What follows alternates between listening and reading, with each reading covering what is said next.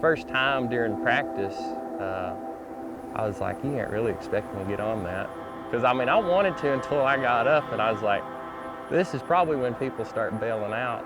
And I was like, which I mean, I've been around cattle and horses my entire life, so that was the only thing that really pushed me through it. All right, come on, Hayden! Got rigging on, and they put me down in the chutes and ran my hand in the rigging, and I was like, oh, I guess I ain't got no choice but to go outside with the horse. So I slid down in there and nodded my head, and it all started from there. I mean, you got a 15 to 1,800 pound horse in a metal box that they're not tame horses.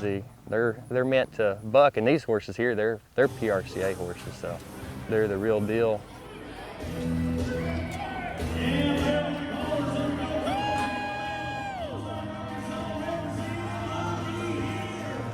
I mean, it's all mental. It's like playing football. If you go in scared and, oh man, I don't want to get hit, you're not going to be a good athlete. And that's kind of one thing that's helped me is just, I mean, I've been around some crazy stuff, working cattle, and so that's one thing that's helped me get over my fear. And that's one thing it's made me better, not being scared and just going in with an all-in attitude. I started playing football last year, my junior year, never played it before at all, and I've always worked on the farm and stuff, never had much time, and I got a bunch of buddies, they played football, and I got my arm twisted into going into it, and to tell you the truth, I kind of went into it just to kind of stay in shape and be better for my rodeoing. Working out's probably the biggest key, because I mean, it's neck to neck with a 18 to 2,000 pound animal that you gotta be the best you can be. It's like going up in a boxing match. If you're out of shape, you're gonna get your tail whooped and get thrown overboard. And long story short, I turned out to be a pretty good athlete for playing football, being a tight end, and starting kicker too. The adrenaline, like I love football. Like I said, I've only been playing it for 2 years, and I've done the rodeo a lot longer than that, but just the rodeo and football corresponds, because I mean, they're both rough man sport.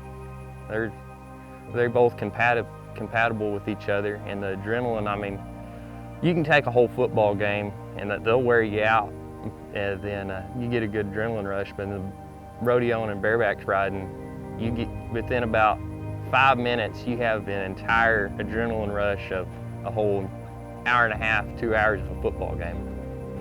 I'll get up 5 o'clock, usually come down here and feed horses, and then check on all my other stuff before I go.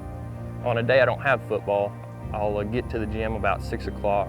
Me and 2 other my buddies, we work out for about an hour and a half before we have to go to work. And then from there on, I'll do anything from feed cattle, put out hay, haul hay, doctor yearlings, basically a day's ranch work from about 7:30 to about 5:30 in the afternoon to 6, and sometimes later than that. This is what I live for. I can work 13-hour day and get up and do it again. I plan on going to college on a rodeo scholarship and coming back and getting a degree in ag business, and I'd like to pursue ag real estate. And that way I'll be able to kind of help run the farm and take it over, and I'll still be able to have another career outside of the farm. That way I'll be more diversified. I've been blessed to be able to grow up on a farm like this, and with 2 supporting parents that drag me all over the country, because I mean, this ain't a cheap hobby. It's not like football. I mean, school pays for all your events in football, but this here, it gets expensive. I mean, one of my favorite lines by Lane Frost, it's win or lose, keep a smile on your face, because you're living somebody else's dream. And that really hits home to me, because some people, they're not able to do what I'm able to do, and I may go to a rodeo and drive a long trip, a 12-hour drive or something, and get bucked off the first couple seconds, but I was able to go there and give it my best.